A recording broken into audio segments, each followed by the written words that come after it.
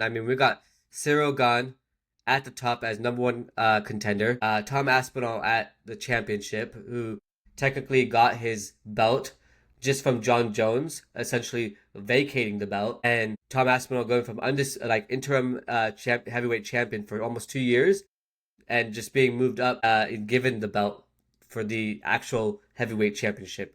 Now, I think what's going to end up happening, if I'm to predict what's going to happen, is that Tom Aspinall needs to at least win his next fight, because no one's going to consider him the genuine heavyweight champion until he wins his next fight, and even the fight after that as well, because now we got some heat in this heavyweight division. We got Ciryl Gane at number one, Alexander Volkov, who I believe won the fight against Ciryl Gane in their last matchup, and I believe deserves the interim heavyweight title shot versus Ciryl Gane, because Ciryl Gane always cheats in his finishes. If you look at him, he always cheats. Whenever he gets the W, it's usually because he did a foul behind the head, hitting his opponent behind the head. So here we do have Ciryl Gane, Alexander Volkov number two, Sergei Pavlovich, who just knocked out Taliesin Teixeira in 35 seconds, right? I mean, 39 seconds, sorry. But this is so exciting. And then we got the next fight coming up in a second, but this is just so exciting, this whole heavyweight division. And now we have Waldo Curtis Acosta, who just lost to Alexander Volkov, right? Then we got Josh Hokett, who just won to Curtis Blaydes, number 7. And Curtis Blaydes is still a freaking contender, guys. I swear to God. Whoever Curtis Blaydes fights next is going to get slimed the fuck out. I'm not going to lie. They're going to get slimed the fuck out, because Curtis Blaydes is now not here to play around, not here to mess around. He's not here to joke around. He's here to get the freaking W. I mean, I am not I was a fan of Curtis Blaydes, but not in terms of his trash talk or anything like that. And just as a fighter, as a pure fighter, I thought he's such an incredible fighter, Curtis Blaydes. But he lost to Tom Aspinall, and obviously he had that first fight that was kind of like a fluke, where Tom Aspinall, had an injury with his knee.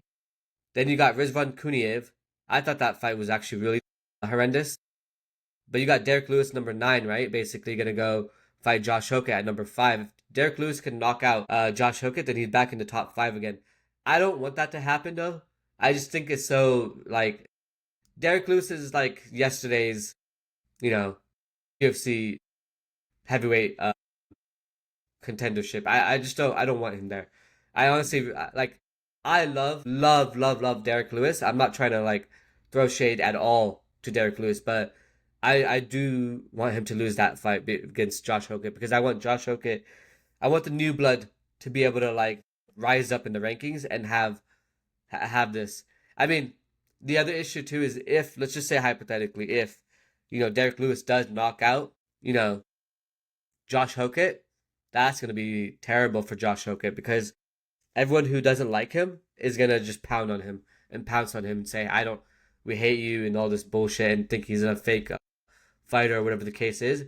I don't think anyone's gonna be very kind to him, and I don't think it's gonna be good for his trajectory either. He has to win that fight, honestly, if I'm being completely transparent. But you got Tyrell Fortune at number 10. You got Ante Delia at number 11. I think Ante Delia, if I'm not mistaken, is matched up against Johnny Walker, and I think Marcin Tybura is matched up against Alexander Rakich. And then you got Walter Walker, Johnny Walker's brother. Brando Perachic is one of my favorite fighters, honestly. The last performance he had, to me, was phenomenal. I thought it was an incredible matchup. So I'm really excited for this heavyweight division.